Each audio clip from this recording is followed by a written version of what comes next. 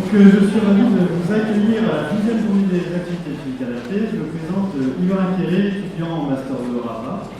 Et voici Fanny Grau-Doualen, ma compatriote de cette 10e journée des activités physiques adaptées. Voilà, dans un premier temps, je vais donner la parole à monsieur le directeur de l'ERSTAPS, monsieur Devilliers. Ça va préparer quelques mots. Bonjour à tous. J'ai rien préparé, mais c'est pas grave, j'ai des choses à vous dire. Ce que je tiens à vous dire, bon, déjà, je suis évidemment ravi d'ouvrir cette 12e. Et vous remercier aussi du rôle moteur que la JAPA a eu sur les journées des métiers. Puisque tout le monde vous a imité maintenant et que c'est toute la semaine que les différentes filières vont vous présenter leur formation et donc ça c'est quelque chose qui est très important pour l'UFR-STAPS et je remercie à vos prédécesseurs d'avoir joué ce rôle moteur essentiel. Deuxième chose, je serai là ce soir en grande tenue. Bon. Troisième chose, vous savez que vous nous préoccupez beaucoup en ce moment, les APA, au niveau national. On a quelques conflits en ce moment avec notamment le ministère de la Jeunesse et des Sports. Ce que je voulais vous dire, c'est que le côté bénéfique de ces problèmes, c'est que j'ai vraiment l'impression que les choses avancent.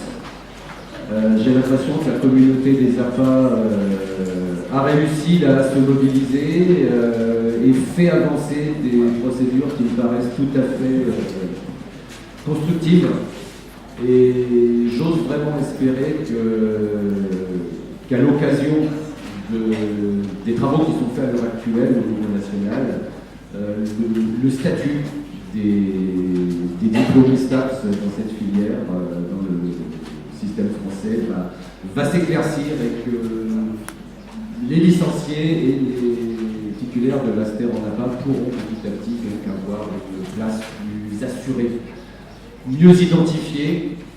Et je pense que ça sera vraiment grâce au travail qui aura été fait par les gens qui ont fait fonctionner ces filières. Et vous savez que l'UFR-STAPS de Montpellier a été historiquement pionnier dans ce développement. Et je pense que vous tous qui êtes présents, je pense surtout aux historiques, vous pouvez être fiers de ce qui a été fait et de ce qui semble se profiler maintenant. La bagarre n'est pas terminée, mais je trouve que ces dernières semaines évoluent quand même avec des perspectives qui nous permettent d'être relativement optimistes quand même pour l'avenir. Voilà, je vous souhaite une bonne journée et puis ce soir. Merci à vous. Alors, pour rebondir un petit peu aussi sur le discours de monsieur le directeur, je tiens à remercier aussi tous les anciens étudiants depuis 12 ans déjà qui ont investi du temps, de l'énergie dans la construction de cette journée. Et certains sont là aujourd'hui. Et du coup, pour vous présenter cette journée de la 12e journée des activités physiques adaptées, donc dans un premier temps, nous aurons une première partie de conférence sur le 3e plan de cancer, l'activité physique comme soin de support. À 10h45, la pause. À 11h45, deuxième conférence où là, nous rentrerons vraiment dans l'enseignement d'activité physique adaptée, avec des exemples de dispositifs dans les domaines de l'oncologie. Puis enfin, à 12h45, une synthèse de la matinée. Nous aurons le plaisir d'avoir monsieur De Potter, investigateur des APA en Europe, qui fera donc cette synthèse. Deuxième partie de la journée, l'après-midi, du coup, l'ouverture du second salon des activités physiques adaptées. Donc plus de 50 stands seront réunis au sein de BRACI, donc rencontre base, je vais faire. Et à 17h45, la cérémonie de remise des diplômes des anciens étudiants. Certains sont dans la salle. un grand nombre d'ailleurs. Et enfin, 18h30, la synthèse de la journée.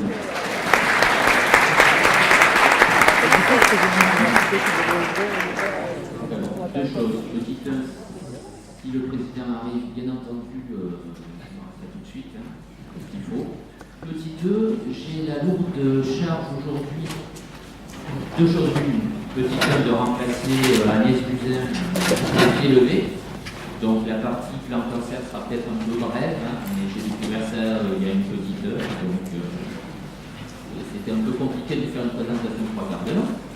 Et du coup, je profiterai d'un peu plus de temps pour cette présentation qui, en 15 minutes, était censée vous expliquer le cancer, le mécanisme du cancer, pourquoi c'est un cancer, comment ça fonctionne et quelles sont ses répercussions. Donc du coup, j'avoue que c'est pas plus mal d'avoir un peu plus de temps.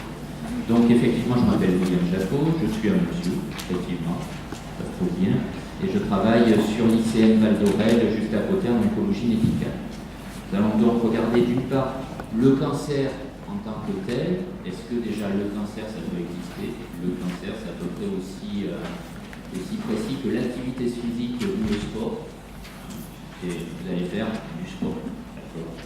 Il n'y a pas un cancer, mais vous allez voir des milliers de cancers différents, des milliers de trajectoires différentes. Ça sera probablement le plus compliqué à prendre en compte dans à la fois les traitements, mais aussi l'activité physique à proposer. Et derrière, nous prendrons rapidement le cas particulier du cancer du sein, qui est intéressant d'une part parce que je le connais bien, il ne faut pas être hypocrite, d'autre part parce que c'est fréquent et que les taux de guérison font que le besoin derrière de rééducation et de prise en charge globale sur moyen et long terme existe chez de nombreuses patients.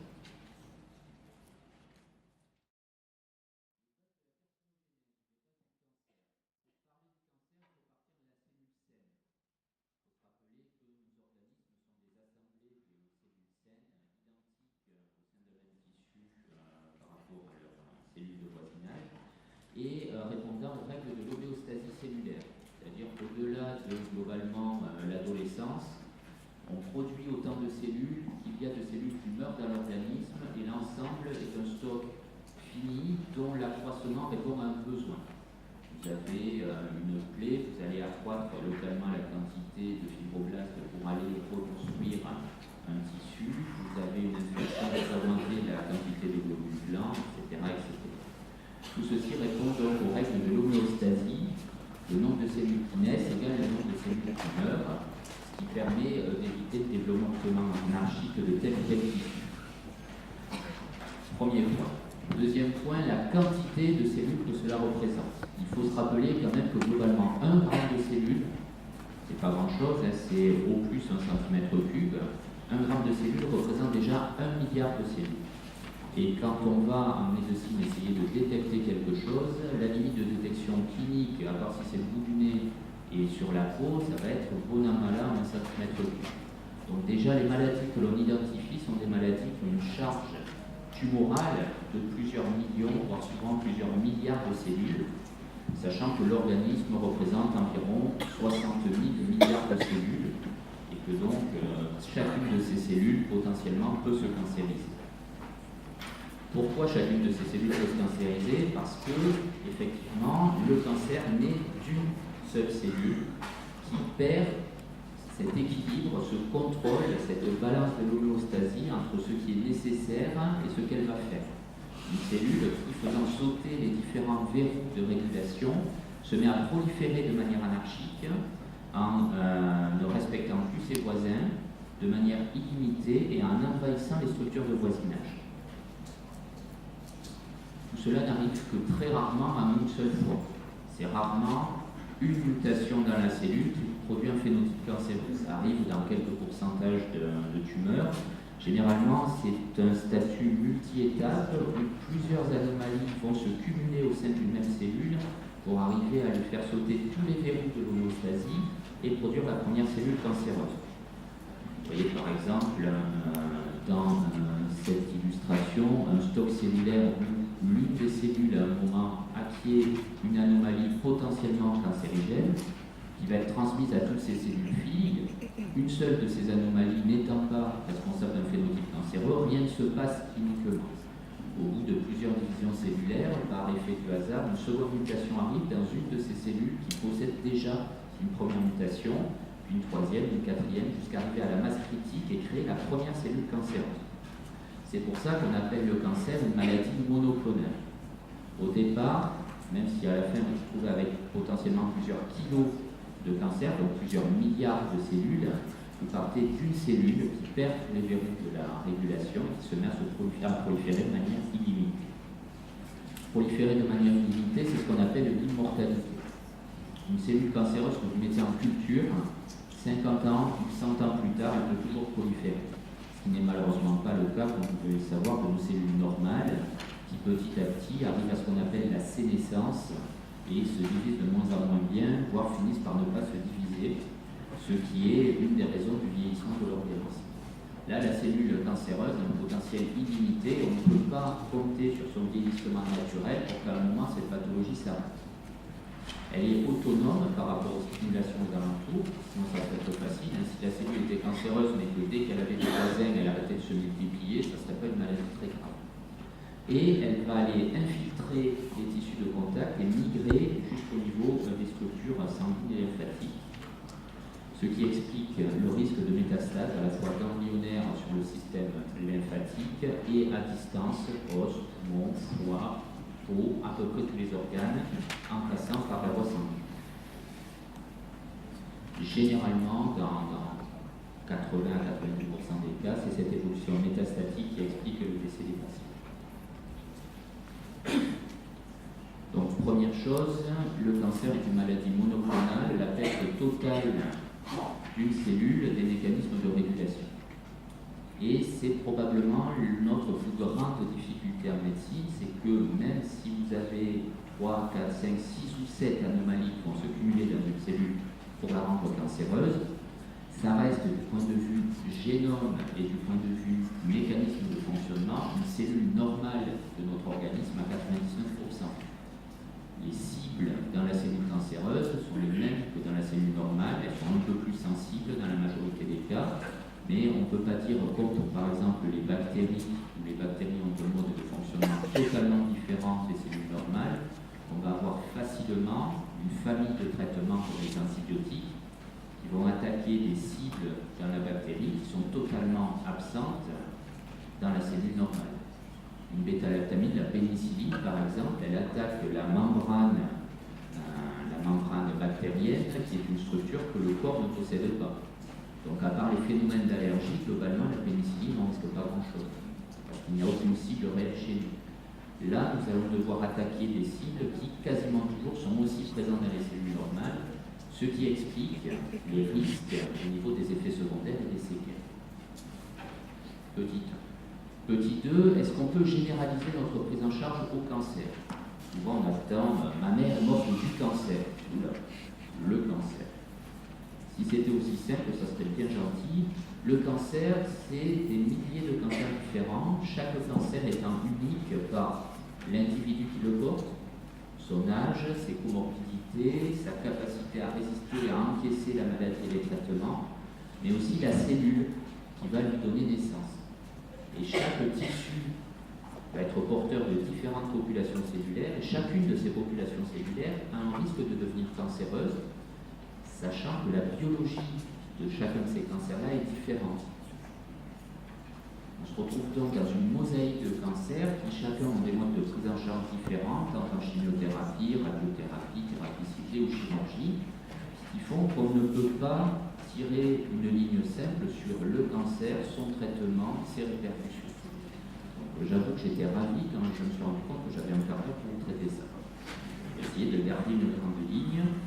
Vous entendrez parler de plusieurs sous-types de cancer. Le plus fréquent, c'est ce qu'on appelle les carcinomes, qui sont issus des cellules épithéliales. Les cellules épithéliales, c'est celles qui font le revêtement de l'organisme, depuis la peau, le tube digestif, les poumons, etc. Qui sont celles qui se multiplient le plus et qui sont le plus au contact de l'extérieur, donc de tous les agents carcinogènes qui vont pouvoir interagir avec l'organisme. Ça représente environ 95% des tumeurs solides. Et après, vous avez des sous-types beaucoup plus rares dans les tumeurs solides, comme les tumeurs germinales ou les sarcomes, Et une deuxième grande maladie, une deuxième grande famille, qui vont être toutes les tumeurs hématologiques avec les leucémies, les lymphomes, etc. Globalement, à l'échelle de la population, on est sur 80 à 85% des cancers qui vont être des carcinomes, donc ces tumeurs des tissus de revêtement. Et on verra juste un peu plus loin, du point de vue épidémiologique, les différents sous-types en fonction des sexes.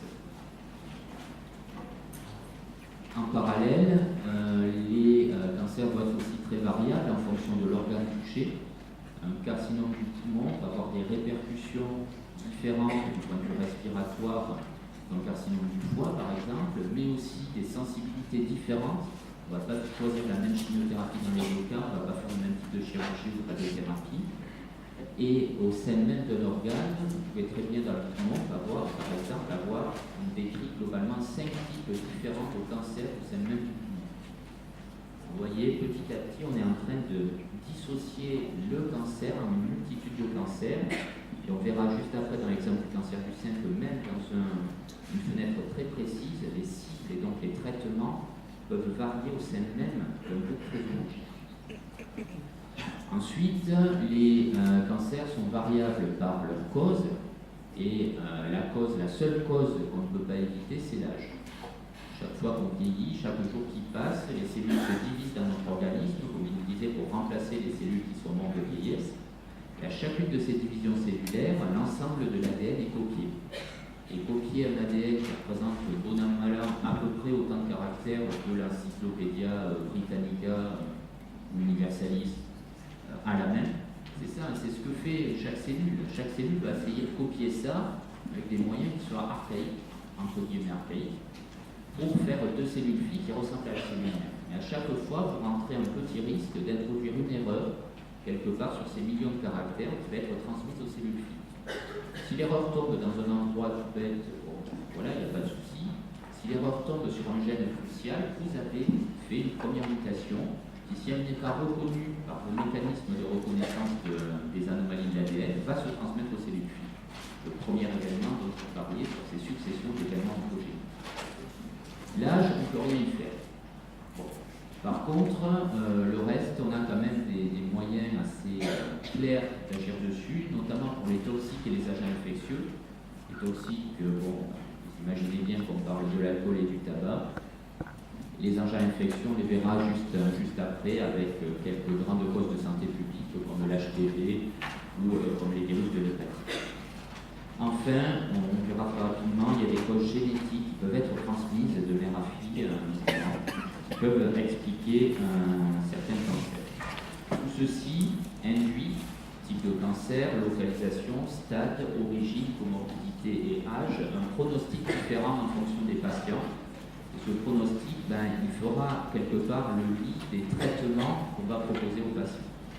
On ne va pas proposer un patient avec un espoir de vie très limité de par son âge et ses comorbidités, un traitement très agressif qui a plus de risque de le tuer plus vite, de lui infliger des séquelles telles que sa qualité de vie va être déplorable, qu'une jeune personne d'une vingtaine d'années où on va essayer de faire basculer un risque de décès dans les années qui viennent vers le retour vers une trajectoire de vie avec une espérance à 50, 60 ou 70 ans. Facteurs de risque des cancers. Très rapidement, parce que j'enfonce une porte ouverte, ça c'est une synthèse de différentes grandes études. Deux grands vainqueurs, avant tout le tabac. Vous voyez que globalement, 30% des cancers sont liés au tabac, un peu plus chez l'homme que chez la femme, mais tout ça n'est que conjecturel, c'est juste que les femmes s'y sont mis un peu plus tard. Ne vous inquiétez pas, mesdames, la mode américaine de se mettre à fumer fait que vous êtes en train de vous rattraper à grande vitesse.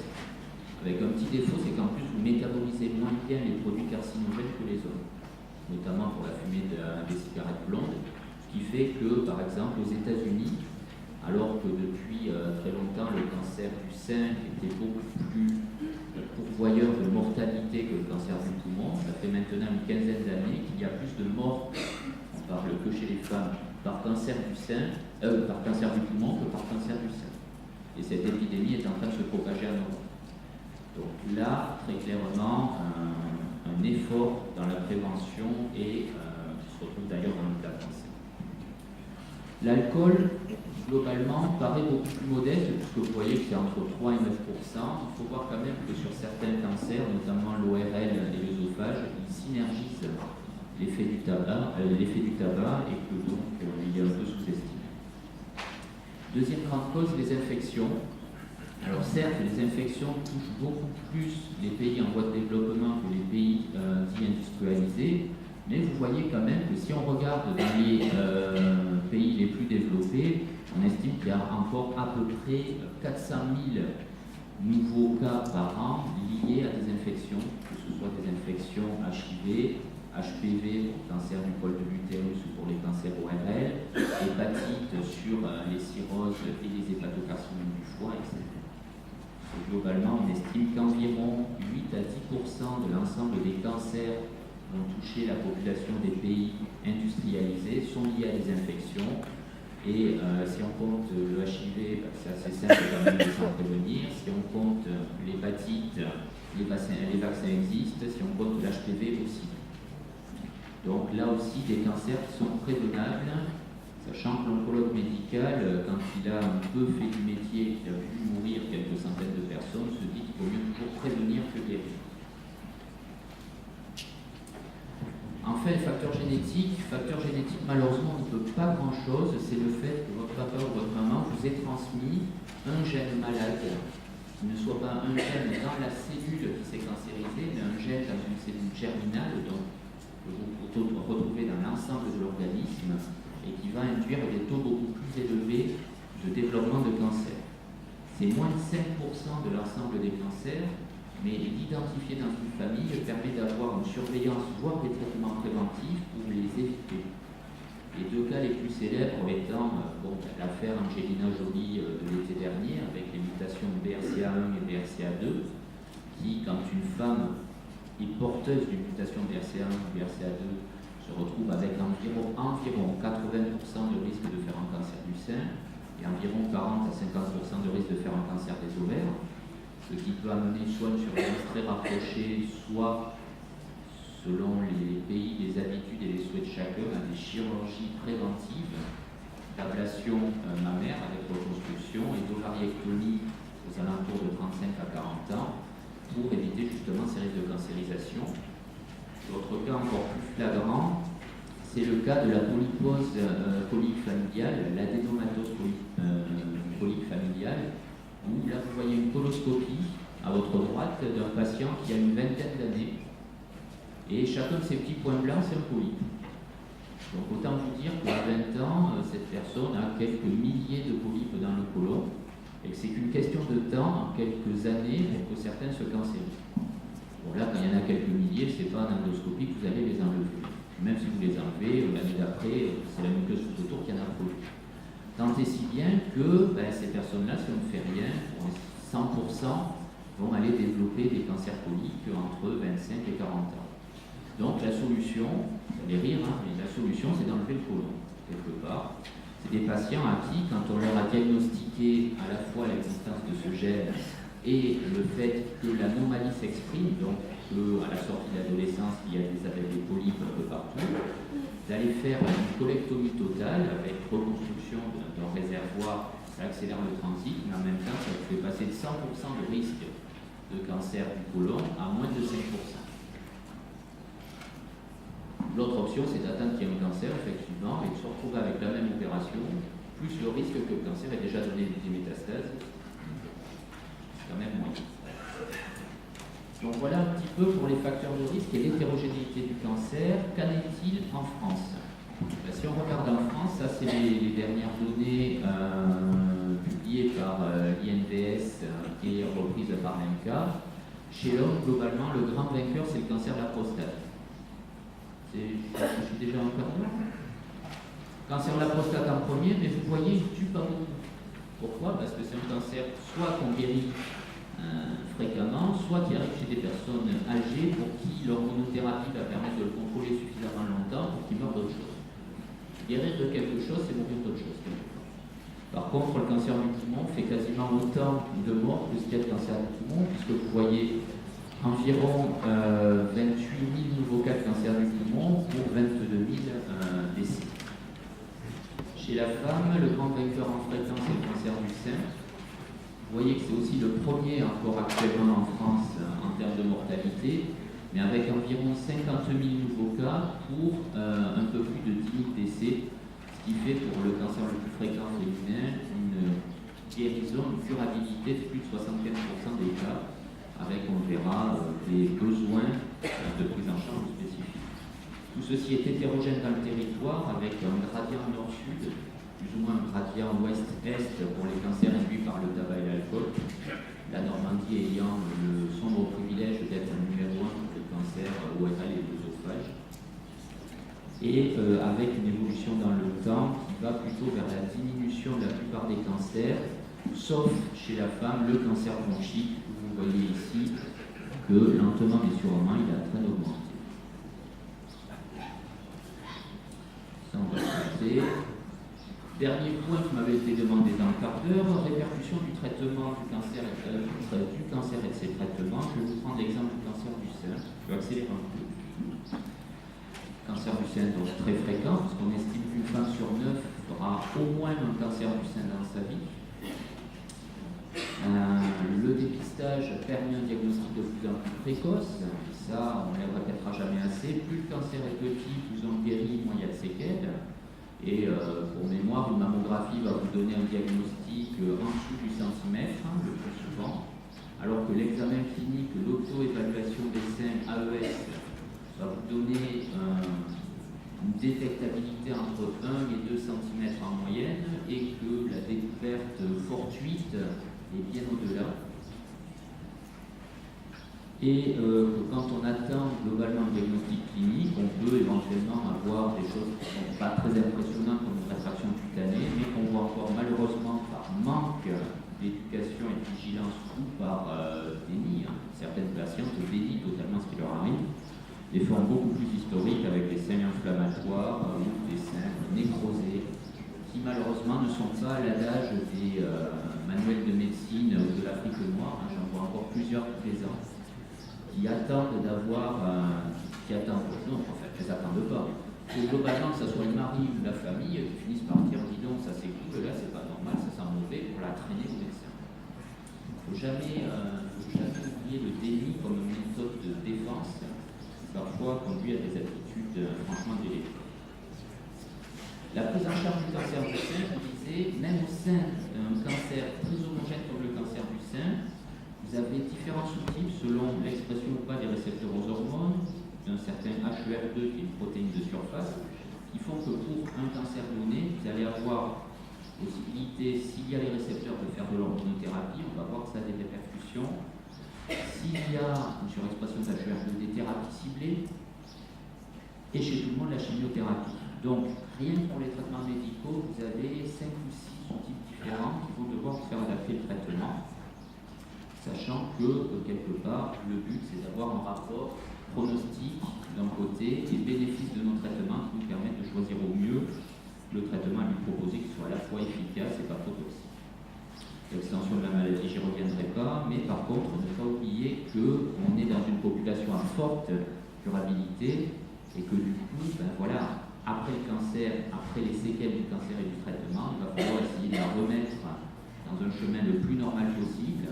Une patiente de 40 ans, quand on a fini la PT à 41 ou 42 ans, elle a une vie à reconstruire, et aussi dans l'activité physique et l'activité quotidienne, avec des répercussions qui peuvent tenir au cancer, ça dépendra de l'extension de la maladie, mais aussi à la chirurgie, avec notamment le problème du curage axillaire qui peut vous donner, outre des raideurs, outre des douleurs, des problèmes de lymphœdème, à tenir compte à la fois pour diminuer le risque de lymphœdème sur les charges lourdes, etc., mais une fois qu'il est obtenu, pour essayer de le gérer. Problème tout bête, mais l'image de soi, on va aller vers la reconstruction. Pour ce qui est de l'activité physique adaptée, ne pas oublier que quand même 2 des 3 types de reconstruction imposent des lambeaux musculo-cutanés, avec des lambeaux de rotation du grand dorsal ou du grand droit au niveau abdominal, à tenir compte sur les plans de traitement, mais qui, bon, du point de vue esthétique et image de soi, est très important. Et pour ce qui est des traitements adjuvants, pour diminuer le risque de récidive à distance, des traitements comme la radiothérapie qui va majorer les problèmes de raideur et musculaire localement, La chimiothérapie avec son lot d'asthénie, avec son lot de neuropathie, de désentraînement à l'effort. L'hormonothérapie avec tous ces problèmes de ménopause thérapeutique. Une patiente, soit la patiente n'est pas ménopausée, vous lui induisez des hormones de ménopause avec toutes les répercussions physiologiques que ça représente, soit les post-ménopausiques et vous aggravez ces symptômes de déprivation. Donc là aussi, à prendre en compte et à adapter, surtout que là, ce sont des traitements qui généralement sont prescrits pour au moins 5 ans. On ne peut pas dire on les a embêtés quelques mois, et bien on va reprendre le cours de la vie. Il faut quand même la remettre dans un flux d'activité physique normal, alors qu'on vient de la mettre d'un coup en baisse de régime par absence totale globalement de signaux-oestrogènes. Donc, si on prend le cancer du sein, c'est le cas typique d'un cancer fréquent, à forte curabilité, pour lequel il va falloir bien individualiser ce qu'on fait, mais derrière aussi bien savoir comment réadapter et prendre en charge ces patientes, que ce soit sur la désadaptation à l'effort, sur la prévention du lymphodème, sur la récupération au niveau de l'épaule et sur les risques ostéopéniques et ostéoporotiques. En conclusion, sur cancer et activité physique globalement, attention à ne pas généraliser. J'espère que je vous ai donné un tout petit aperçu du fait que le cancer n'existe pas. Le phénomène de cancérisation existe, mais après on a une multitude de cancers de par la tumeur, sa biologie, son extension et la personne chez qui ça arrive. Que recevoir des traitements, ça va être aussi adapté à tous ces paramètres et que les répercussions du traitement vont être très variables. Et que autant le traitement du cancer que sa prise en charge, la prise en charge de la personne après le traitement du cancer nécessite une concertation pour prendre en compte tous ces éléments, une grande adaptabilité à la fois du personnel de santé et des APA.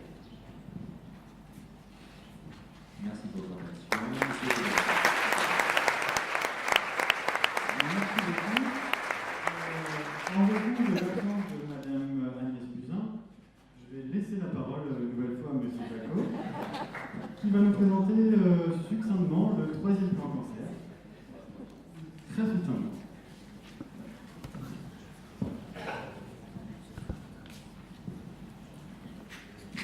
Voilà, je me suis aussi permis de grignoter un peu mon propre temps de parole.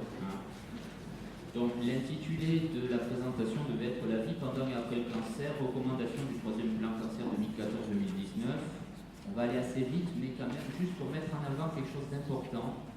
Bon, petit 1, le plan cancer, on est au 3e plan cancer, le premier qui avait été mis en place en 2003, a surtout débouché à la création de l'INCa, l'Institut National du Cancer.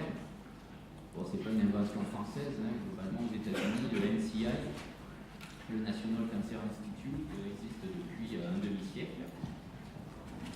Mais en même temps, on n'avait pas cette structuration, on restait encore sur un mode de fonctionnement assez interniste, où globalement, quand j'ai commencé ma médecine, il ne fallait surtout pas dire, quand j'arrivais dans les services de médecine interne, au patient qui avait un cancer qu'il avait un cancer. C'est pas, cancer, ça se dit pas. Il a une dysmitose inflammatoire du foie qu'on va traiter par perfusion d'antibiotiques. Enfin, monsieur, vous savez que dans 15 jours, il aura les cheveux qui tombent, il va vomir, il va faire une infection. Oui, mais c'est pas bon. Donc là, déjà, l'INCa a permis de structurer le fait qu'il y a un effort national sur la cancérologie et a permis de structurer la démarche et de mettre en place tout ce qui est concertation multidisciplinaire, consultation d'annonces et quelque part une parole claire, une structure claire et un accès clair, identifié et certifié aux personnes atteintes d'un cancer au plus près de chez elles. Le second plan cancer, il a poursuivi dans cette voie en soutenant la certification de toutes les structures, des plus grandes aux plus petites, et l'accès des patients à l'innovation. C'était 2009. 2013, fin 2013, publication du 3e plan cancer. Globalement, les titres parlent des sous-chapitres parlent d'eux-mêmes. Guérir plus. Je pense qu'effectivement, pour des personnes qui traitent le cancer, plus de guérison, c'est une bonne chose. Continuité et qualité de la vie. Continuité de la vie. Il ne faut pas qu'après le cancer, certes, on soit guéri, mais qu'on se retrouve dans une situation où de toute façon on est désadapté de la vie, des désadaptés sociaux. Qualité de vie pendant le traitement et après le traitement. On fera un petit focus là-dessus. Prévention et recherche. La recherche, poursuivre le soutien à la recherche, renforcer le côté prévention, notamment sur les cancers prévenables, qui sont les cancers liés à l'alcool, au tabac et aux infections pour lesquelles une vaccination ou une protection existe. Optimisation des pilotages et des organisations à toutes les échelles, nationales, régionales et plus locales. Limiter les inégalités dans l'accès aux soins et aux traitements et prise en charge des cancers de l'enfant. En focus, préserver la continuité et la qualité de vie. Quand on regarde les titres, on se dit l'APA doit apparaître beaucoup là-dedans, puisque quand même il y a améliorer la qualité de vie par l'accès aux soins de support. Bon ben non, je vous dis tout de suite, c'est pas ce qu'il y avait dans l'idée. Quand on lit le contenu, c'est vraiment les soins de support, les antinauséeux, les antidouleurs, la psychothérapie, etc. Donc on ne va pas le retrouver là.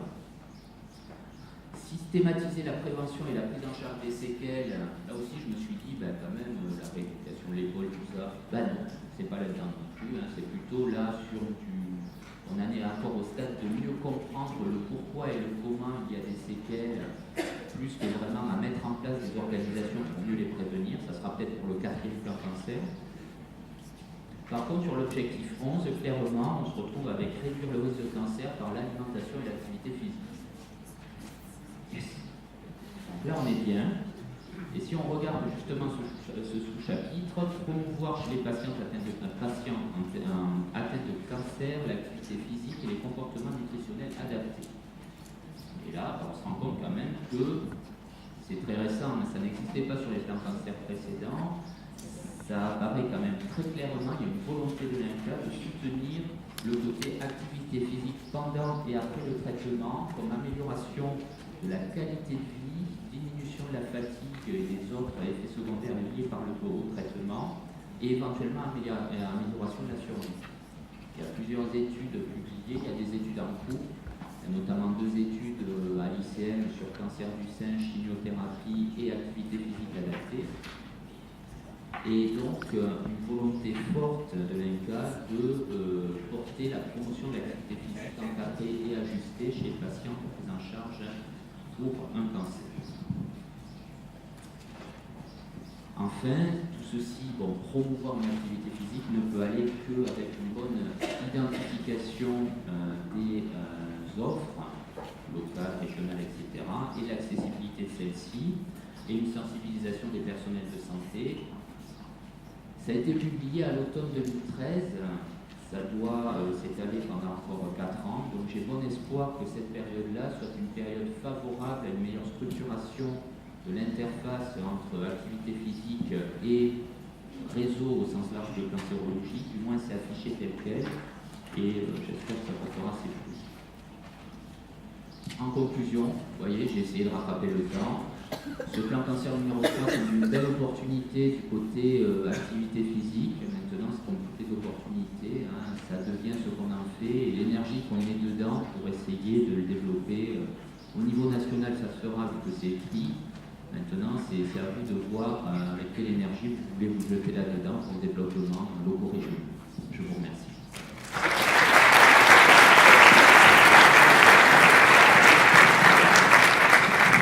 Merci beaucoup. Je vais donc inviter Madame le professeur Florence Poussou-Gély à intervenir sur les besoins biopsychosociaux des personnes concernées par le cancer et les effets de l'activité physique.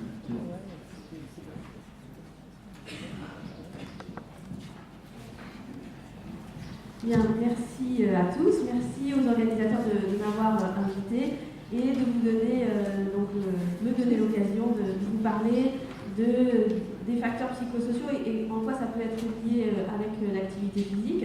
Je remercie mon collègue William Jacot qui a effectivement fait autant avec le plan cancer et aussi avec la présentation globale du cancer pour vous montrer que le cancer a des origines très liées à nos comportements, puisqu'on estime qu'il y a à peu près la moitié des cancers qui sont dus à des choses que l'on peut changer, donc à nos comportements.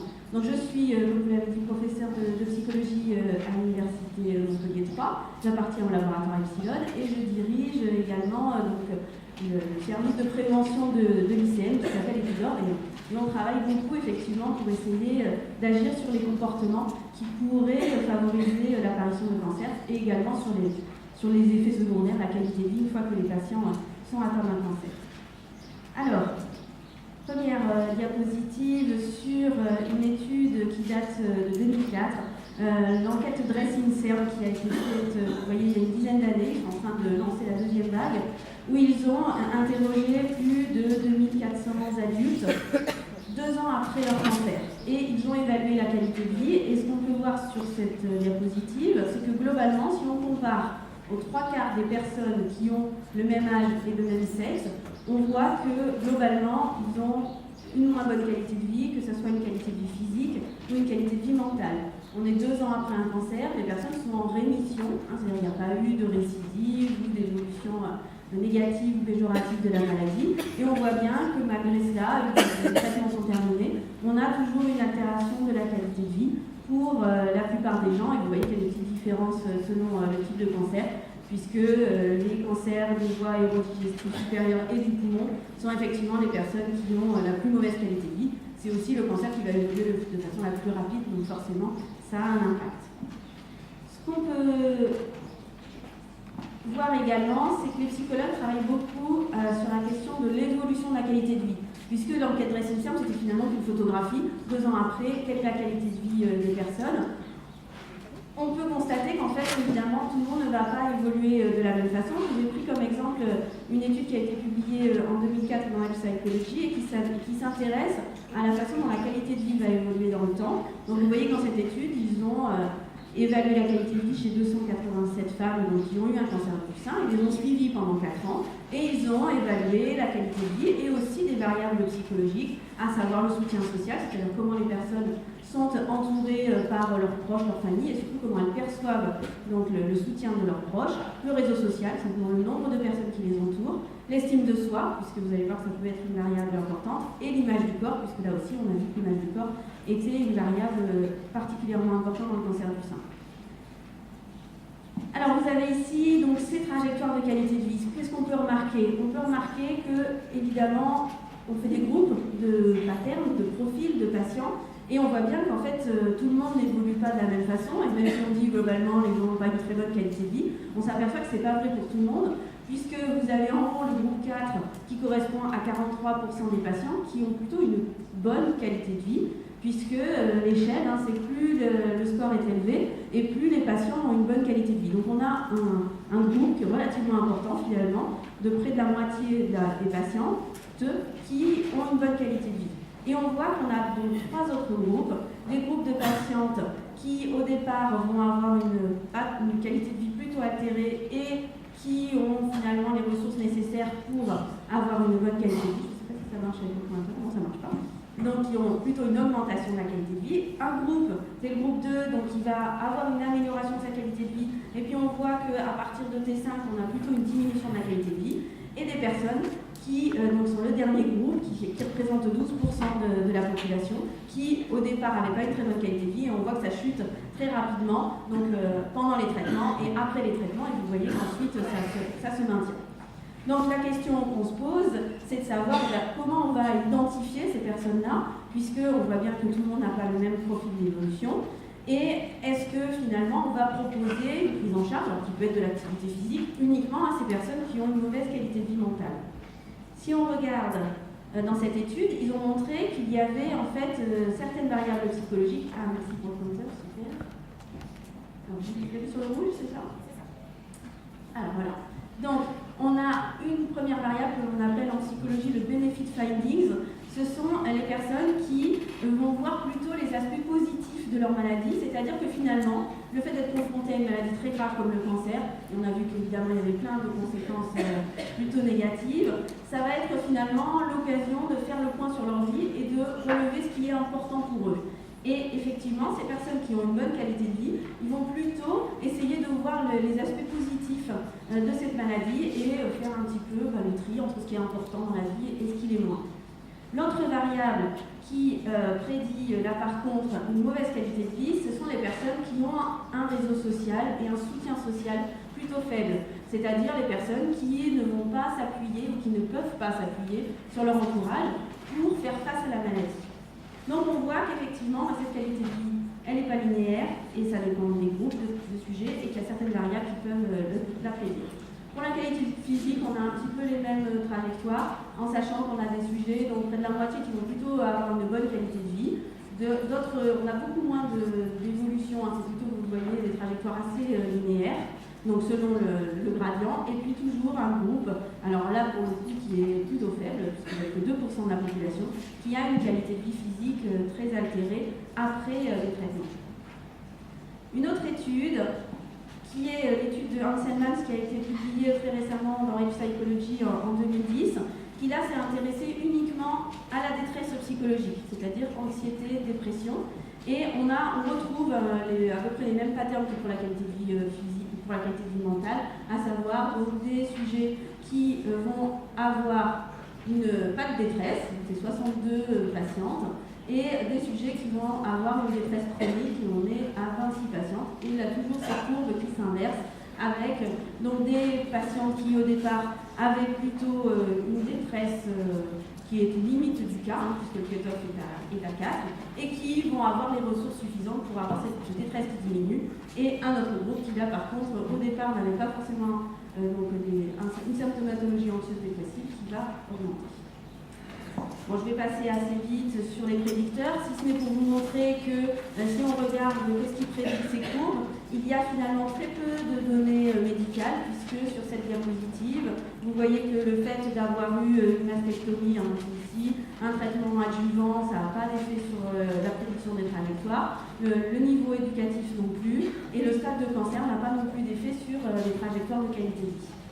En revanche, on a des variables psychologiques qui expliquent ces trajectoires et en particulier donc, les séquelles, donc les plaintes liées au traitement. Donc ce n'est pas le traitement en tant que tel, c'est vraiment les séquelles que les personnes ont eues vis-à-vis de ces traitements. Le fait qu'elles pensent pouvoir contrôler la situation, c'est le mastery en anglais, hein, donc c'est voilà, est-ce que je peux contrôler ou pas cette situation. Le fait d'être optimiste, qui là bien sûr va être plutôt sur le fait que les sujets ne vont pas avoir de détresse, et le névrosisme, qui est le trait de personnalité anxieux-dépressif, c'est-à-dire des gens qui sont déjà vulnérables sur le plan psychologique au niveau de leur trait de personnalité.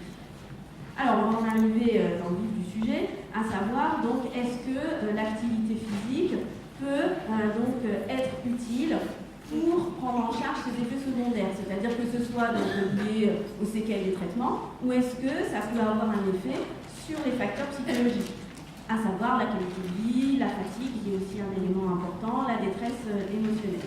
Alors là, il y a un certain nombre d'études, et vous voyez qu'on arrive en fait à un niveau de preuve plutôt élevé, donc pour dire que les thérapies psychologiques et l'activité physique peuvent être utiles pour donc traiter en particulier la fatigue. C'est-à-dire on a un niveau de preuve élevé pour la fatigue, et l'American College of Sport Medicine en 2009, on va dire qu'il y a un niveau de preuve A, donc pour effectivement, pendant la chimiothérapie, on a des effets qui sont tout à fait bénéfiques au niveau de la force musculaire, et si on augmente le fitness, et des niveaux de preuve B, par contre, pour la qualité de vie, la fatigue, l'anxiété et l'image du corps. En fait, pour l'instant, on n'a pas encore d'essais randomisés contrôlés qui sont vraiment efficaces. Et c'est vrai qu'à l'ICM, on a du coup monté un essai pour essayer d'évaluer l'efficacité de ces interventions.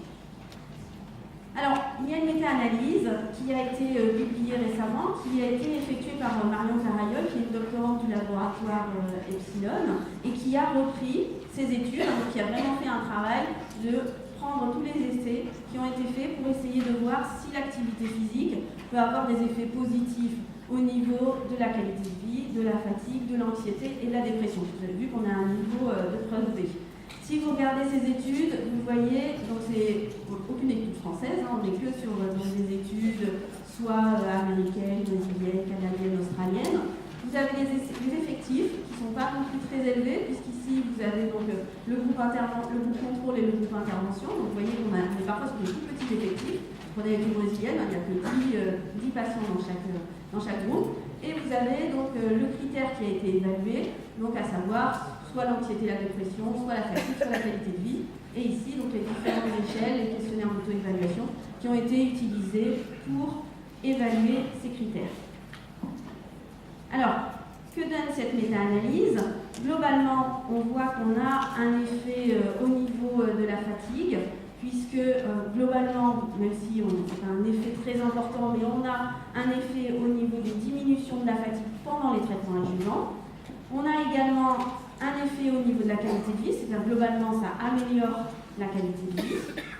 On a aussi un effet sur l'anxiété, puisque ça va diminuer l'anxiété. Alors là, les résultats sont un petit peu moins importants que pour les autres variables. Et enfin, un effet, c'est-à-dire que ça va diminuer la dépression pendant les traitements adjuvants. Alors, il faut relativiser ces résultats, puisque on a quand même une certaine hétérogénéité au niveau des études. Vous avez vu que seulement il n'y a pas non plus énormément de patients qui sont inclus. On a aussi des choses très différentes qui ont été faites au niveau de l'activité physique. Donc attention, c'est toujours le problème des méta-analyses, c'est qu'on va mélanger des études qui ont des qualités méthodologiques qui ne sont pas tout à fait les mêmes, même s'il y a eu une sélection qui a été faite au niveau des études. Marion Carayol a aussi regardé quelle dose prescrire, puisque c'est important aussi de savoir, même si globalement on peut dire que l'activité physique a un effet positif, elle a aussi regardé donc, dans les études quelle était la quantité d'activité physique faite par des personnes. Et là, on a un résultat qui peut paraître un petit peu surprenant, puisqu'on a un effet inverse entre donc, le nombre d'activités physiques faites soit par semaine, soit là c'est marqué au total, et l'effet. C'est-à-dire qu'on a finalement pour la fatigue des personnes qui font relativement peu d'activité physique au niveau de la dose, eh bien ce sont les personnes qui vont avoir un effet plus important, et plus on va augmenter, et vous le voyez, moins on va avoir d'effet au niveau de la fatigue. C'est la même chose pour la qualité de vie, donc là vous avez donc le métabolisme, donc là, je ne suis pas spécialiste au niveau de l'activité physique, donc je vous laisse regarder. Et au niveau de l'anxiété, on a une courbe curvilinéaire, c'est-à-dire que là aussi, on trouve que c'est plutôt le fait de ne pas en faire beaucoup par semaine qui a un effet, puisque vous voyez ici, on a juste en fait une étude qui montre que si on a une activité physique importante, on aurait un effet positif. Au niveau de la dépression, on a une relation curvilinéaire mais qui n'est pas significative. C'est-à-dire que là, il n'y a pas véritablement de lien entre la dose d'activité physique et l'effet. Toujours dans cette méta-analyse, la question que je vous posais, c'est de savoir quelles caractéristiques ont une meilleure efficacité, c'est-à-dire au niveau de la durée de l'intervention, au niveau de la dose d'activité prescrite. Donc ça c'est vraiment au niveau de l'intervention. Est-ce qu'il y a eu des séquences aléatoires d'allocution? Et est-ce qu'il y a des biais de sélection? C'est-à-dire est-ce que les groupes de randomisation étaient équilibrés ou pas? Est-ce qu'on a contrôlé, ou en tout cas évalué le taux de perte de vue? Et est-ce qu'il y a eu des interventions à traiter? Alors, sur la durée de l'intervention, vous voyez que si on est inférieur à 17 semaines, ça a une efficacité sur l'anxiété et la dépression. Par contre, si l'intervention, et là aussi c'est un peu surprenant, c'est-à-dire si l'intervention est plutôt longue, ça n'a pas d'effet sur l'anxiété et la dépression. Au niveau de la dose, là aussi, si on est inférieur ou égal à 130, ça a un effet sur la dépression. Par contre, ça n'a pas d'efficacité sur la dépression. Alors, je vous laisserai réagir peut-être après sur l'explication de ce résultat. Au niveau des séquences aléatoires d'allocution, si on a des allocations, par exemple, ça a un effet positif sur la fatigue s'il y a eu cette séquence aléatoire. Au niveau du groupe de randomisation équilibré, si les groupes ne sont pas équilibrés, ça a un effet sur l'anxiété. En revanche, ça n'en a pas. Et au niveau du nombre de pertes de vue, si on est inférieur à 13%, ça a un effet sur l'anxiété. Si par contre on a plus de 13% de pertes de vue, vous voyez que ça n'a pas d'effet sur la qualité de vie, sur l'anxiété et la fatigue.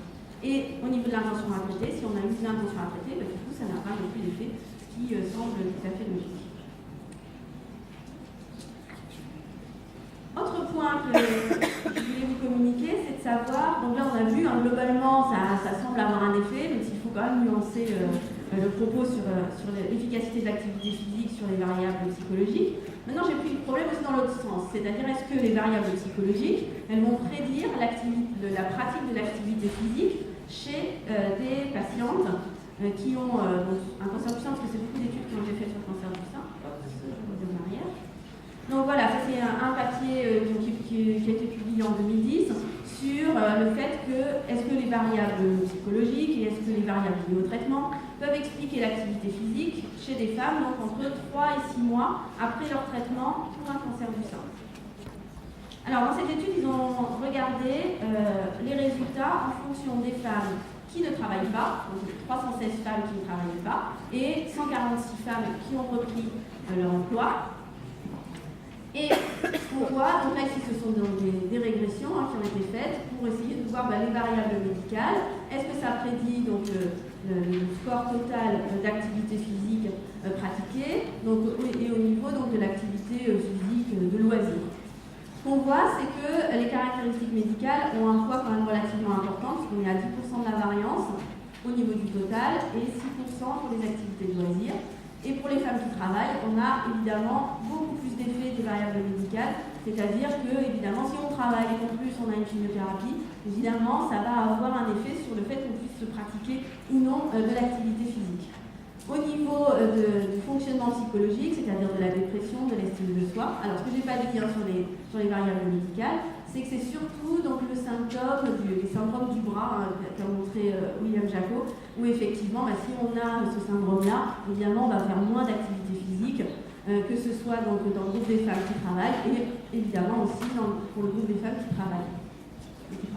Et on a aussi donc, tous les effets liés au traitement. Donc, ce n'est pas tellement le fait d'avoir une chimiothérapie ou pas, c'est vraiment les effets secondaires liés au traitement. Au niveau des variables psychologiques, donc on est à 6% de la variance pour le groupe qui ne travaille pas et seulement à 1% de la variance dans le groupe qui travaille au niveau du total. Par contre, vous voyez qu'on a un effet plus important au niveau de l'activité physique de loisir. Et on voit bien que si effectivement on est déprimé, on n'a pas tellement tendance à pratiquer de l'activité physique. Et si par contre on a une bonne estime de soi, on va plutôt pratiquer de l'activité physique. Des résultats évidemment qui vont plutôt dans ce sens-là. Ce qui est intéressant aussi dans cette étude, c'est qu'ils ont étudié les représentations vis-à-vis de la maladie. Donc les représentations qui sont donc à 9% de la variance pour le groupe qui ne travaille pas et à 12% pour l'activité physique de loisir pour les femmes qui travaillent. Et on voit qu'en fait c'est surtout la variable de contrôle personnel. C'est-à-dire que si on pense qu'on peut contrôler, et qu'on a la représentation qu'on peut contrôler l'évolution de la maladie, les effets secondaires liés à la maladie, on a beaucoup plus tendance à pratiquer de l'activité physique. Et c'est cette variable-là qui est la plus explicative dans ce groupe. Et on a déjà parlé du soutien social qui là aussi peut avoir un impact sur le fait que les femmes pratiquent ou pas de l'activité physique. En revanche, les stratégies de coping n'ont pas de lien, c'est-à-dire c'est pas si on utilise une stratégie centrée sur le problème, on ne fait pas plus d'activité physique lorsque l'on a un cancer. Alors j'arrive à la conclusion, parce qu'il tombe bien que je suis au bout de mon temps. Donc le message que je voulais vous faire passer, c'est que l'activité physique semble avoir des effets bénéfiques sur les variables psychosociales, mais attention, on l'a vu, les études sont quand même assez hétérogènes, on a des faiblesses méthodologiques, c'est pour ça qu'on a encore besoin de faire des études, des essais randomisés contrôlés pour mesurer l'efficacité de l'activité physique. C'est également nécessaire de prendre en compte la dimension temporelle, c'est pour ça que je vous ai montré ces trajectoires, parce que ça me paraît vraiment important, c'est-à-dire que tous ces essais, ils montrent globalement, sans prendre en compte ces trajectoires de qualité de vie. C'est-à-dire on regarde globalement est-ce que ça a un effet bénéfique ou pas. Évidemment, il y a des personnes qui ont déjà une bonne qualité de vie, donc l'effet, évidemment, il va être moins important que des personnes qui vont avoir une qualité de vie faible. Donc ça serait intéressant de prendre en compte cette dimension temporelle. Et puis, je ne vais pas parler non plus des médiateurs possibles, mais je l'ai un petit peu introduit avec les dernières diapositives. C'est-à-dire que, bien sûr, le fait qu'on pense pouvoir contrôler sa maladie, donc on a certaines représentations, le fait qu'on soit déjà déprimé, anxieux, ce sont des variables qui évidemment vont être des freins dans la pratique de l'activité physique. Donc à mon avis, il faut aussi prendre en compte ces variables-là pour mesurer l'efficacité de l'intervention, de l'activité physique, de l'intervention en activité physique. Je vous remercie de votre attention.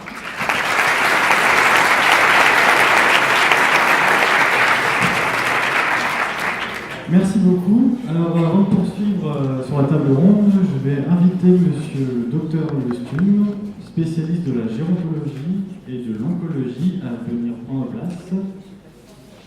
Quelque part là. Bien. Donc on va enchaîner sur cette table ronde. On va pouvoir faire un tour de table et puis solliciter les différents intervenants autour de ces questions sur l'activité physique et le cancer. Je vais remercier les étudiants de m'avoir sollicité pour animer cette table ronde, puisqu'on a vu qu'il y a beaucoup de travaux de psychologie pour ces questions. On a eu le regard médical. Moi, je m'occupe d'un laboratoire qui s'appelle Santé, éducation et situation de handicap. C'est un laboratoire de sciences sociales dans lequel on s'intéresse aux activités physiques en tant que pratique sociale et où on se pose un certain nombre de questions sur les relations entre les modes de vie, les groupes, les engagements sociaux, et tout ce qui a à voir avec les dynamiques, on va dire, d'engagement avec pratique physique qui ont à voir avec les collectifs, donc qui sont liés à ce que peut-être les psychologues appellent le soutien, le support social, enfin, une certaine dimension qui a à voir avec la dimension des collectifs et des représentations aussi collectives que nous partageons tous, hein, les représentations du corps, les représentations de la maladie, les représentations du sport, qui s'entremêlent en fait dans les questions autour de la pratique donc, des activités physiques et du cancer. Je suis aussi très impressionné par la dimension des chiffres que vous avez donné autour de la question de la prévention possible, hein, des dimensions qu'on voit apparaître autour des facteurs de prévention. Et peut-être on pourra aussi dans la table ronde évoquer cette question de comment l'activité physique, dans la dimension de la prévention, peut être pensée aujourd'hui, alors qu'elle ne l'était pas il y a très peu de temps encore. Et peut-être c'est un des enjeux aussi de la table ronde. Donc, je ne sais pas qui veut se lancer, qui veut commencer à évoquer la question des activités physiques, puisqu'il y a des collègues spécialistes du champ, donc, de l'intervention en activité physique dans le champ de l'oncologie, peut-être pour ouvrir cette table ronde. Madame Bertus. Bonjour. Ça marche pas.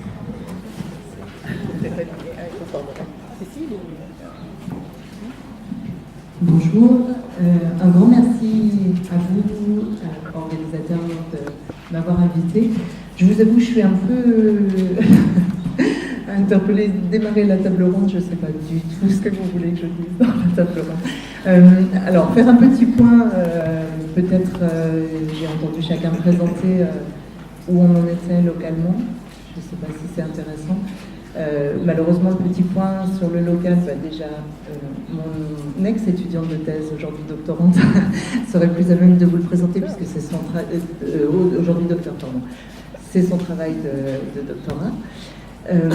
Donc elle vous en parlera certainement quand deuxième table ronde, quand elle va évoquer les dispositifs et les expériences de dispositifs en place. Et puis malheureusement, notre étude n'est pas encore complètement bouclée.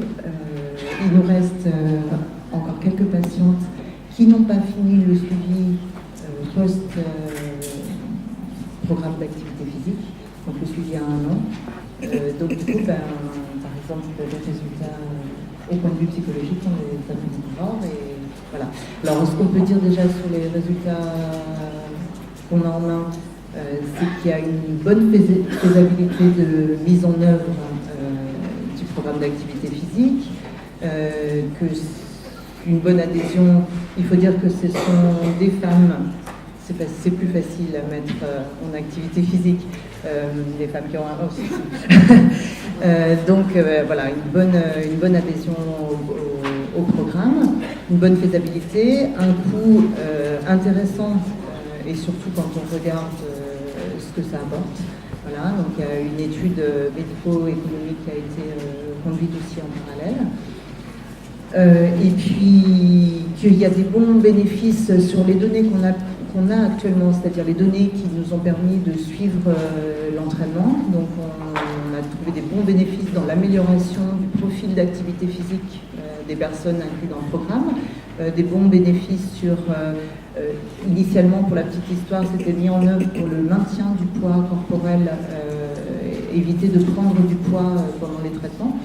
Et donc des bons bénéfices aussi sur ce maintien du poids. Donc voilà, des résultats pour l'instant très encourageants, très intéressants, en attendant de pouvoir débloquer les bases de données totales sur l'intégralité de l'étude. Bonjour à tous, Aline Herbinet, donc professionnelle d'activité physique adaptée depuis 1991 en cancérologie pédiatrique. Je remercie d'ailleurs les organisateurs de la JAPA d'avoir amené cette thématique à l'UFR STAPS, qui est quand même une belle avancée, donc merci à eux. Peut-être déjà des petites particularités par rapport à la pédiatrie, l'oncopédiatrie, déjà la rareté, effectivement, 350 000 nouveaux cas chez les adultes, on est à peine à 2800 nouveaux cas chez les enfants, donc ce qui correspond effectivement à 1% des cancers adultes. Donc cette rareté, effectivement, dans le plan cancer, on y verra peut-être un peu plus tard, c'est 2% de la recherche investie pour les enfants en oncologie pédiatrique. Donc on pourra peut-être en discuter un peu plus tard. Autre chose, effectivement, c'est des cancers qui sont complètement différents des cancers adultes, cancer de la prostate, du sein, des poumons, c'est des choses qu'on ne voit pas chez les enfants. 30% par contre, c'est des leucémies, cancer des os, tumeur cérébrale, donc c'est des cancers un petit peu plus particuliers. Autre particularité encore, c'est l'hypersensibilité à la chimiothérapie. Effectivement, en 1971, on avait 20 à 25% de guérison. Aujourd'hui, on dépasse les 80% de guérison. Donc c'est vrai qu'on peut aujourd'hui accentuer les démarches sur pas sur la prévention, justement, on y reviendra, sur l'après-cancer, avec des démarches effectivement d'activité physique adaptée après cancer, mais il faut aussi penser pendant le cancer, parce qu'effectivement, il y a des enfants qui ne verront pas l'après-cancer. Donc 1% cancer adulte, néanmoins, c'est la première cause de mortalité des enfants de moins de 1 an. La deuxième cause des enfants de plus de 1 an après les accidents domestiques. Donc il y a encore beaucoup à faire sur les 20% qui ont des difficultés pour la guérison. Au niveau de l'activité physique, alors si je reprends les débuts en 1991, déjà l'activité physique adaptée, c'était un terme qu'on ne connaissait pas dans le milieu hospitalier et au niveau médical. Première réflexion des médecins, à quoi ça sert? Ils vont tous mourir. Voilà, c'était un enfant qui a la grippe, il est au lit, donc un enfant qui a le cancer, il est doublement au lit, donc pas besoin de bouger. Donc voilà, c'était là-dessus qu'il a fallu se battre le plus, sur la vision médicale de l'activité physique. Et aujourd'hui, quand je vois qu'il y a quasiment un article par jour qui sort sur les effets de l'activité physique, voilà, on s'est dit qu'on avait peut-être raison de tenir. Et chez les enfants, il y a encore beaucoup à faire, étant donné que l'activité physique n'est pas là pour prévenir, parce qu'aujourd'hui, le cancer chez l'enfant, le tabac, l'alcool, c'est pas des choses sur lesquelles on peut axer. Donc il faut vraiment travailler sur le pendant cancer, dès l'annonce du diagnostic, avec des programmes qui sont mis en place. Aujourd'hui, 5 centres seulement sur 29 ont l'activité physique adaptée, donc vous voyez qu'il reste encore du boulot, il y a encore de la place pour tout le monde. Et après cancer, effectivement, la rémission, ça peut durer entre 5 et 8 ans. Donc toute cette phase-là est très importante pour les enfants, qui est en construction. Donc il faut vraiment axer sur l'activité physique, la mise en place du corps et du mouvement. Et puis sur les enfants qui sont guéris aussi, sur des repères nouveaux qu'il faut établir, parce que comme on dit, quand on a un cancer, on l'a toute sa vie. Voilà, merci en tout cas. Je passe la parole.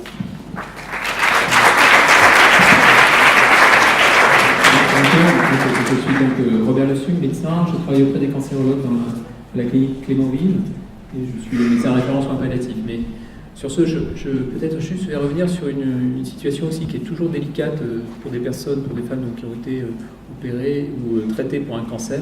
C'est qu'en fait, on a énormément de difficultés pour leur parler de guérison.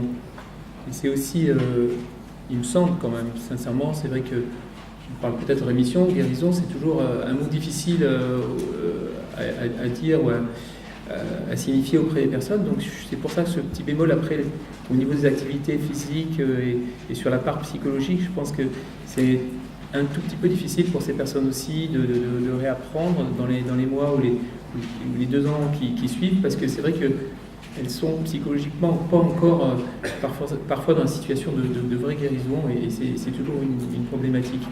Après, bien entendu, sur la prévention, il est évident qu'il y a énormément de choses à faire. Vous savez qu'il y a des collectivités dans la région du Nord qui ont pris en charge des activités physiques adaptées chez les personnes qui ont des morbidités. Donc c'est vrai que c'est très important d'y penser dans tous les problèmes et dans toutes les maladies chroniques. Donc ça, je suis parfaitement partisan. Et l'activité physique, bien entendu, elle est un élément, un support très important, fait partie de ce qu'il faut envisager aussi dans le cadre de la prise en charge thérapeutique au niveau des cancers.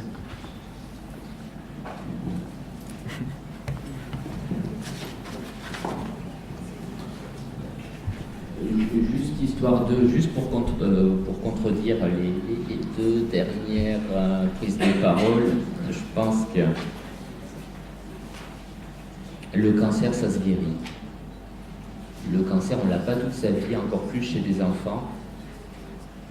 Donc, globalement, ces pauvres gamins qui naissent avec leur cancer ou qui en font un très précocement dans leur vie, un mauvais passage, je dirais, est-ce que c'est un juste retour des choses ou pas, mais ils ont des chances de guérison qui sont quand même beaucoup plus importantes que les adultes. Et ceux qui en guérissent, en guérissent. Le problème après, c'est la psychologie réciproque entre le médecin et le patient. Mais je pense que passé ce cap des quelques années, ces gamins sont guéris. Ce qu'ils risquent, c'est plus les séquelles, les conséquences des traitements, les conséquences de l'envahissement initial. Mais psychologiquement, et là on retrouve justement le cancer du sein aussi, s'il y a bien une chose qu'on sait, c'est qu'on va tous mourir, et que Jean-Pierre Kleisbauer à Marseille avait une tendance à dire « guérir, c'est mourir d'autre chose ». C'est une vue assez ancienne de l'oncologie où globalement on se déclarera guéri le jour où on mourra d'un infarctus du myocarde. C'est une vue un tantinet pessimiste. Et je pense qu'il y a quand même une mouvance de plus en plus des oncologues, principalement les plus jeunes je pense. Moi j'ai quand même tendance à me dire que quand une patiente ou un gamin a plus de 90% de chances de guérison, à un moment il faut qu'on arrête de regarder que le verre n'est pas complètement plein. Et qu'à un moment, il faut bien lui dire, écoutez, pour moi vous êtes guéri, même si on sait qu'on prend un petit risque. Et c'est comme le risque qu'on prend en allant prendre la voiture, en prenant l'avion, en buvant le verre le soir. À un moment, il faut oser le dire. Il faut oser le dire parce qu'effectivement, c'est un des moments clés de la reconstruction et je pense qu'il faut arriver à le dire relativement tôt. Moi, j'ai introduit cette notion dans la consultation d'annonce. Une patiente que je vois jeune avec une chimiothérapie, un projet de chimiothérapie, de radiothérapie et d'hormonothérapie pour une tumeur où on sait pertinemment sur les études de registre qu'elle a 85, 90 ou 95% de guérison, je lui ai dit, pour moi vous êtes guéri jusqu'à preuve du contraire, vous êtes guéri, mais il y a un risque de récidive et ce risque de récidive, on peut le réduire au maximum. On peut le réduire au maximum par ce qu'on va faire, mais on n'est pas là pour combattre un cancer que vous avez. On est là pour mettre toutes vos chances de guérison de votre côté. Et franchement, en termes de vécu à moyen et à long terme, et pareil pour les ptios, ça change quand même beaucoup de choses. Je pense que ça a été une des grosses avancées des plans cancer. De sortir de la clinique du cancer, la clinique du cancéreux, le mouroir qui était en dehors, dans un coin des établissements pavillonnaires où il ne fallait pas prononcer le mot, il ne fallait pas les mettre avec les autres, c'était un peu comme la tuberculose avant les antituberculeux, pour en faire une maladie qui soit, bon, est mortelle rapidement pour certains cas, mais soit est relativement chronique, soit se guérit, et pour arriver à casser ce carcan de « j'ai un cancer, je ne vais pas m'en sortir », et cet enlisement dans la trajectoire de vie, dans l'envie de vivre, qui était encore l'apanage du cancer il y a quelques années. Pour la petite histoire, ma grand-mère, ma grand-mère, a fait, il y a 40 ans de ça, un petit cancer de la peau, traité tout bêtement, en radiothérapie, une petite excision, une radiothérapie, un vasocellulaire traité comme ça, c'est 99,99% de guérison. Elle a attendu jusqu'à sa mort, 30 ans plus tard, d'autres choses, en me répétant chaque fois que je passais lui faire la bise, mais de toute façon, je ne suis pas guéri, on ne guérit pas du cancer, il va revenir, je vais en mourir. Oui, peut-être. Bon, elle n'est pas morte de ça. Manque de peau, elle était guérie. Manque de peau pour sa prédiction. Il faut oser regarder plus loin que l'étiquette. Il faut oser, bon, peut-être pas malheureusement sur tous les cancers. Un cancer du pancréas métastatique, malheureusement, pour nous, ça reste encore une option très irréaliste, la guérison. Mais il ne faut pas craindre de le dire. Il ne faut pas craindre justement de lancer tout un pendant et après cancer, parce qu'il y a cet espoir derrière et parce qu'au plus vite on les sortira de ce marasme, j'ai un cancer, j'ai un traitement, j'ai une chimiothérapie, au plus vite elles reprendront une vie la plus normale possible. Et je pense que c'est un des enjeux majeurs aujourd'hui, car quand même, quand on guérit environ 4 cancers du sein sur 5, il est inacceptable de les laisser s'enliser dans un marasme pareil et de perdre en qualité de vie à moyen terme alors qu'on a gagné en quantité de vie.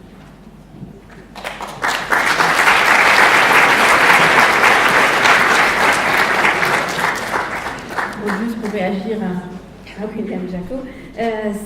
C'est vrai, on le sait bien en psychologie, ce qui est difficile dans cette maladie, alors outre toutes les représentations négatives effectivement qui existent, et Dieu sait que c'est difficile de faire changer les représentations, et je suis tout à fait d'accord qu'on commence à y arriver.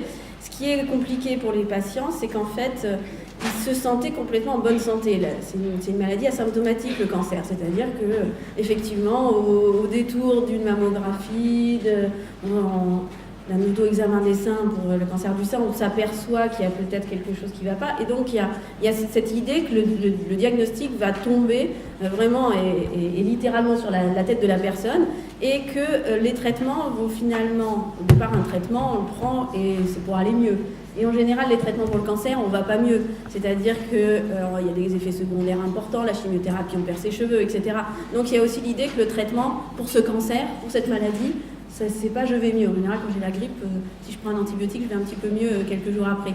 Et ça, c'est difficile pour les personnes de passer du jour au lendemain du statut de je suis en bonne santé à je suis malade, et avec tous les stéréotypes qu'il y a derrière le mot cancer, même si on a fait, je suis d'accord, beaucoup de progrès à ce niveau-là. Et même en psychologie, on avait tendance du coup à voir que le côté pessimiste, les gens ils sont anxieux, ils sont déprimés, ils ont une mauvaise qualité de vie. Alors qu'en fait, il y a quand même beaucoup de gens qui arrivent à surmonter et à trouver les ressources nécessaires, que ce soit personnel ou que ce soit social. Et on a vu que c'était évidemment quelque chose de particulièrement important pour remonter un petit peu cette estime de soi. Et je pense que l'activité physique, du coup, a une part importante à jouer, parce que c'est aussi un moyen de garder du contrôle. Ce qui est aussi difficile dans cette maladie, c'est que du jour au lendemain, les projets qu'on avait de vie sont quand même un peu mis à mal, et que déjà au niveau professionnel, la plupart vont quand même s'arrêter pendant une période, et que donc on a l'impression qu'on ne garde pas du tout le contrôle sur cette pathologie. Et le fait de proposer une activité physique, une psychothérapie si besoin, enfin un soutien psychologique ou autre, ça va aussi dire à la personne qu'elle peut faire quelque chose pour sa maladie. Et ça, c'est vraiment quelque chose d'important. Et il y a de nombreuses études en psychologie qui ont montré que les personnes, ça a été publié dans Lancet il y a déjà une dizaine d'années, que les personnes qui se sentent impuissantes et désespérées vis-à-vis de la maladie, elles vont survivre moins longtemps. Donc ça a aussi un effet sur la survie, alors avec des effets indirects, parce qu'effectivement, elles vont moins aller aussi se faire surveiller, etc., ou aller consulter de façon tellement tardive qu'effectivement, les chances de survie sont fortement mises à mal. Alors, je ne sais pas qui souhaite la parole, du coup.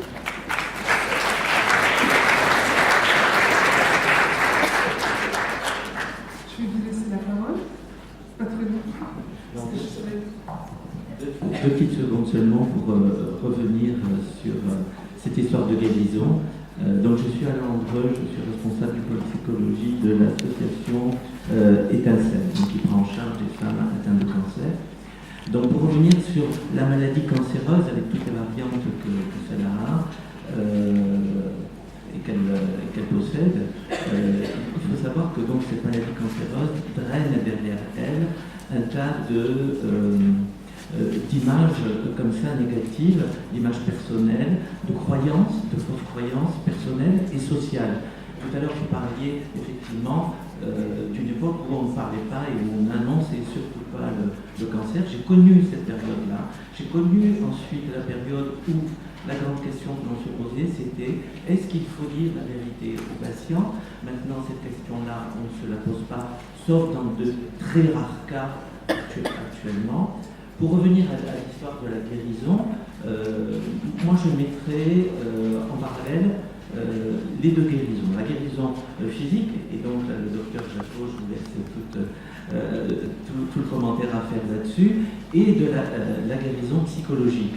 La guérison psychologique qui va dépendre de la capacité de tout un chacun, et là écoutez bien ce que je vais dire, à faire le deuil de son cancer, de pouvoir inclure cette histoire cancéreuse dans l'histoire de sa vie. Et là, on va revenir bien sûr aux ressources de tout un chacun, aux capacités d'adaptation de tout un chacun et à l'histoire personnelle, évidemment. Donc je crois que cette notion de guérison, elle est d'une part physique, mais elle est d'une part psychologique et elle est variable en fonction des individus. Voilà. Je m'arrête là, je pourrais en dire beaucoup, mais je m'arrête là. Merci.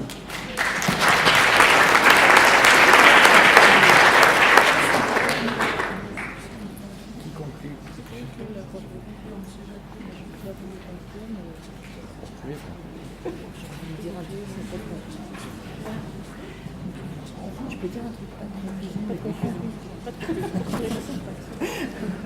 Il faut dire quelque chose avant la conclusion, mais je ne ferai pas la conclusion. Donc, parmi les représentations qu'on a sur le cancer et sur la maladie, alors, pour revenir à quelque chose de plus physique, puisque je ne suis pas psycho, là, moi je voulais dire quelque chose quand même d'important et qui est important par rapport aux gens, par rapport à l'activité physique, c'est que dans les représentations, la maladie est associée à une nécessité de repos, et particulièrement le cancer et les effets secondaires des traitements de cancer, et qu'on associe donc cette idée qu'on est malade, on n'est pas bien, il faut se reposer. Et il faut absolument se reposer et abandonner toute la pratique, épargner son énergie. Et on a vraiment cette représentation, on voit beaucoup dans la littérature et on voit beaucoup dans les gens, auprès des gens avec qui on travaille. Il faut que j'épargne mon énergie, il faut que je me repose et j'abandonne progressivement ou brutalement toutes les activités physiques. Et ça, c'est quelque chose qui vraiment enferme et empêche beaucoup de choses et fait prendre beaucoup de risques parce que la baisse du niveau d'activité physique est un facteur de risque important de récidive et puis de mauvaise qualité de vie. Et donc c'était pas pour conclure, mais dire que ça fait partie des représentations et des choses contre lesquelles il faut lutter auprès des patients et souvent auprès des cliniciens aussi.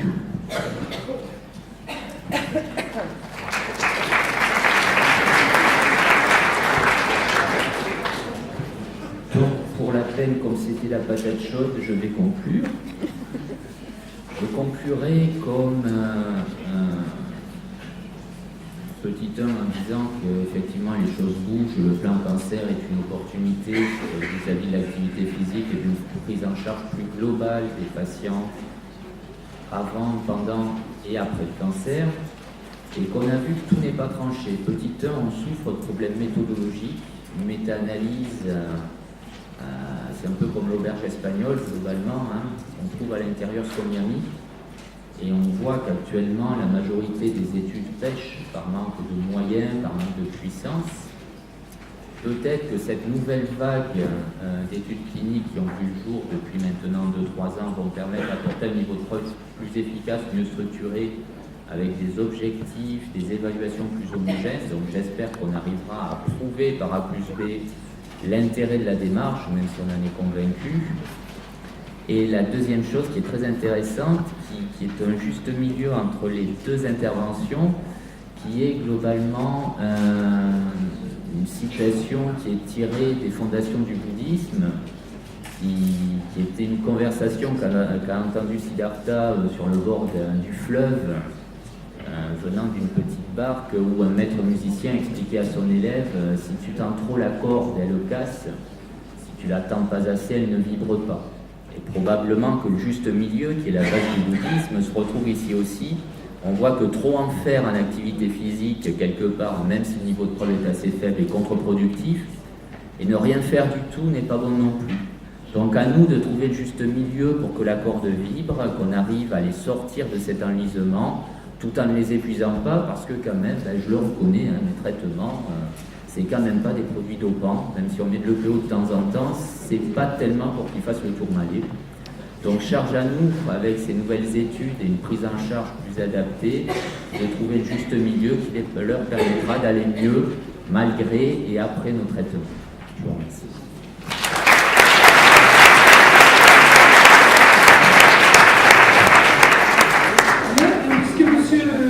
La gentillesse de faire la conclusion de la table ronde.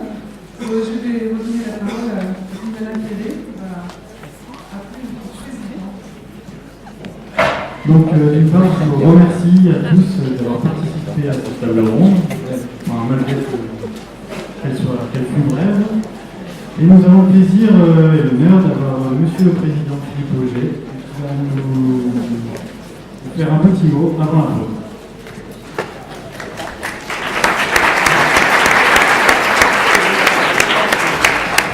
Bonjour et merci de la parole. D'abord, pour m'excuser, j'aurais dû être là à l'ouverture, mais j'ouvrais également un colloque à Richker. Et la circulation à Montpellier étant parfois un peu difficile, j'avais des demi-heures de retard. Donc, comme je sais, je n'ai pas venu pour écouter le président de l'université et plutôt participer à des débats, j'ai venu vous commencer à l'heure. Et je dirais donc un mot avant la pause, tout en précisant bien sûr que je ne remplace pas la pause et que vous aurez droit à cette réponse. Bon, c'est quand même une précision, je dirais, de protocole qui est importante pour l'auditoire. Alors, quelques mots. Tout d'abord, dire que la satisfaction que j'ai en tant que président de l'université d'être ici, je le dis chaque année, mais je le dis avec un sens un peu particulier, dans le sens où c'est la 12e édition donc, de ces journées APA. Et ces journées APA, eh bien, elles sont en quelque sorte un fleuron tant pour l'université que pour la filière ou la composante de STAPS. En effet, ces journées des métiers sont d'abord apparues à travers la filière APA, avant de se répandre, de se diffuser donc dans d'autres filières de formation de l'UFR STAPS, puisque c'est la semaine donc des métiers qui a lieu cette composante, et d'autres filières de formation, eh bien, peut-être moins nombreuses et effectives, se réunissent donc dans des lieux qui ne permettent pas d'accueillir autant de public. Donc, les précurseurs ont su développer donc, cette logique d'échanger, de réfléchir, de communiquer avec des professionnels donc, sur les différents métiers qu'offre cette UFR. Le second élément, c'est que Montpellier, finalement, est en quelque sorte le précurseur de cette formation donc, sur les activités physiques adaptées. Ça s'est développé aujourd'hui, je pense qu'il doit y avoir à peu près en France entre 12 et 15 sites qui offrent des formations de niveau master, plus me semble-t-il au niveau licence. Mais c'est une idée montpelliéraine que finalement nous avons su exporter. Et puis, cette logique donc, de ces journées, elle a une importance toute particulière. Bien évidemment, parce que cela permet de mettre en avant nos formations, bien évidemment, parce que cela permet de mettre en avant la professionnalisation de nos formations. Et là, je le dis avec beaucoup de fierté, parce que trop souvent, dans l'opinion publique, quand on parle d'enseignement supérieur et d'enseignement professionnalisant, on met trop souvent en avant les écoles, les grandes écoles. Finalement, les grandes écoles formeraient avec la logique d'insérer professionnellement, là où l'université formerait avec la logique de diffuser le savoir et de ne pas se préoccuper à l'insertion de ses étudiants. Eh bien, ça c'est faux. L'université, aujourd'hui, depuis de nombreuses années, eh bien, s'intéresse à la professionnalisation, met en place des formations qui ont effectivement une visée professionnelle, une visée professionnalisante et des débouchés concrets pour leurs diplômés. Le troisième élément de satisfaction, c'est que la formation doit être adossée à la recherche. Et c'est particulièrement vrai pour les formations de niveau master. On ne fait pas de la formation, on ne délivre pas le diplôme pour le plaisir de délivrer le diplôme, on ne délivre pas le diplôme non plus que pour insérer professionnellement nos étudiants, mais il doit y avoir un lien très étroit aujourd'hui, un lien constant donc, entre la formation et la recherche.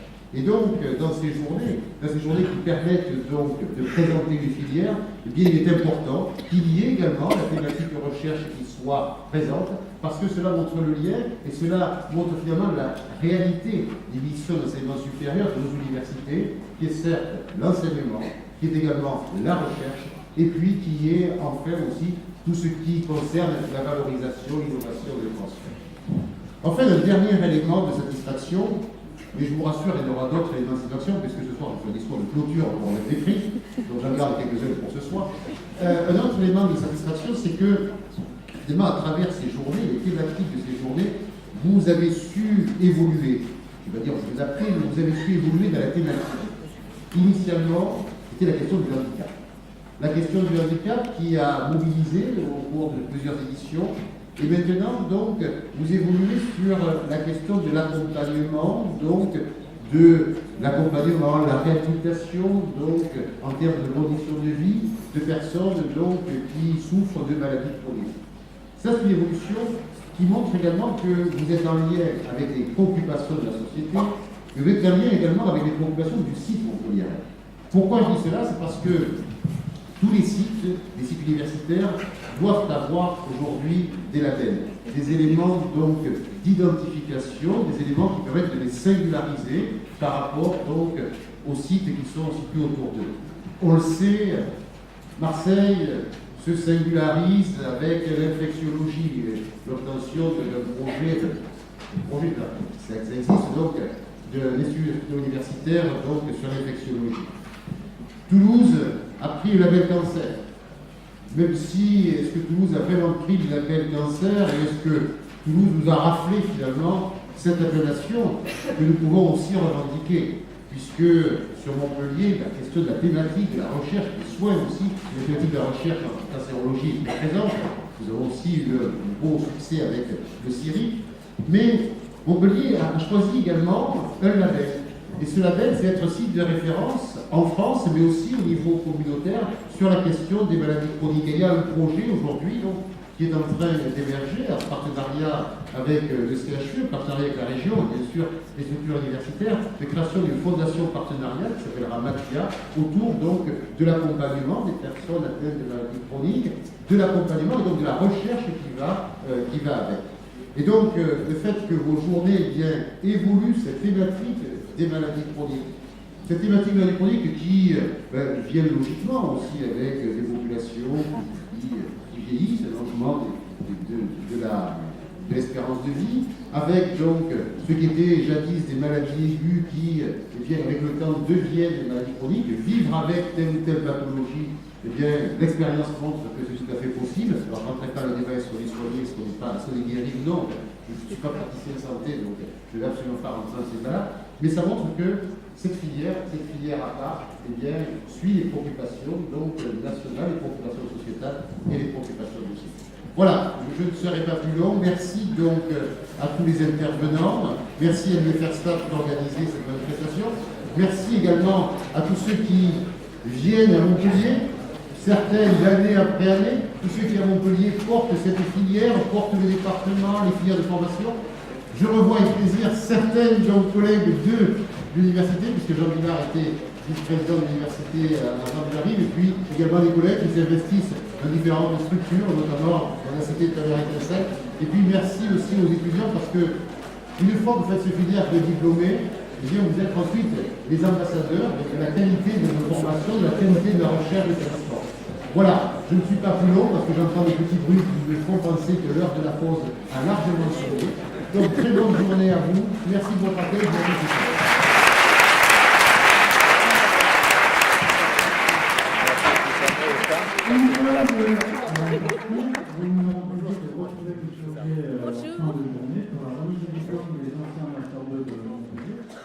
Pour revenir aussi un petit peu sur ces propos, en fin de journée, nous allons vous présenter une cartographie des UFR-STAPS de France dans laquelle les formations d'emploi. L'autre point, nous attendons aussi à la fin de la pause à 11h20, donc très très tôt. Également, pour finir, avant de vous laisser aller en pause, vous aurez sur ma droite un écran avec des tuteurs qui vous permettent de réagir et de poser des questions en sujet des tableaux. Voilà, je vous laisse aller en pause et je vous revois très vite.